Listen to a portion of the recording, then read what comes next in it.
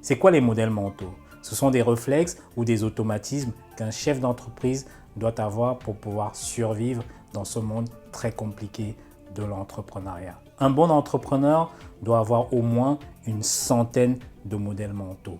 C'est un petit peu comme une sorte de boîte à outils. C'est-à-dire qu'il faut remarquer que des chefs d'entreprise très connus à succès comme Jeff Bezos, comme Elon Musk, ont au moins des milliers, voire des centaines de milliers de modèles mentaux dans la tête. Mais écoute, aujourd'hui, je vais partager avec toi un modèle mental qui va te permettre de faire passer ton prix en douce auprès de ton client.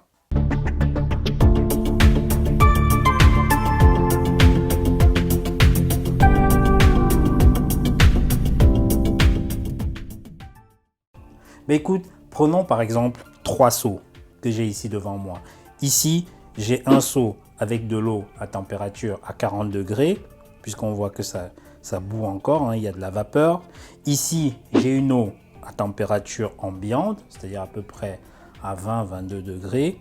Et là, j'ai une eau à peu près à 0 degré, puisque là, j'ai mis des glaçons en fait. Et donc, on a des couleurs différentes pour que tu puisses visualiser. Donc, ce que je vais faire, je vais mettre la main dans cette eau qui est assez chaude, qui est à peu près presque à plus de 40 degrés, parce que là, ça chauffe. Je ne vais pas la mettre longtemps. Et je vais mettre la main dans cette eau qui est froide. Je vais laisser, là ça chauffe, je vais laisser quelques minutes, quelques secondes. Et ensuite, hop, qu'est-ce que je fais? Je la trempe ici. Voilà. Qu'est-ce que ça a comme effet, justement, quand tu fais ça? C'est que la main droite qui était dans l'eau chaude, lorsque je trempe dans l'eau à température ambiante, j'ai comme l'impression que cette eau à température ambiante, elle est glaciale, elle est froide. Pourtant, la main que j'avais dans l'eau à 0 degré, lorsque je la mets ici dans l'eau à température ambiante, j'ai l'impression que ma main, elle est chaude, en fait. Et donc là, on a deux effets différents. Pourtant, ici, on a une eau qui est toujours à 20 degrés, qui est à la même température. Donc, c'est ça, justement, l'effet de contraste que je vais t'expliquer. Et cet effet de contraste, tu vas l'avoir, ça s'applique également en business. Comment est-ce que ça s'applique justement en business? C'est que si, par exemple, quelqu'un rentre dans ton magasin, imagine, tu as un magasin de vêtements et tu as un client qui rentre et qui souhaite, par exemple, un costume et une chemise. Quel est l'article que tu dois lui proposer en premier?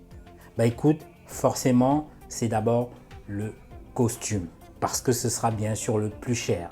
Et tu vas voir que s'il achète le costume, derrière, lorsque tu vas lui proposer la chemise, le prix de la chemise lui paraîtra beaucoup moins cher. Même si c'est une chemise à 150 €, tu vas voir que la différence entre le prix du costume qui est peut-être à 800-900 € et la chemise qui est peut-être à 100-150 €, ça lui paraîtra beaucoup moins cher. Donc, c'est comme ça que tu fais passer le prix en douce.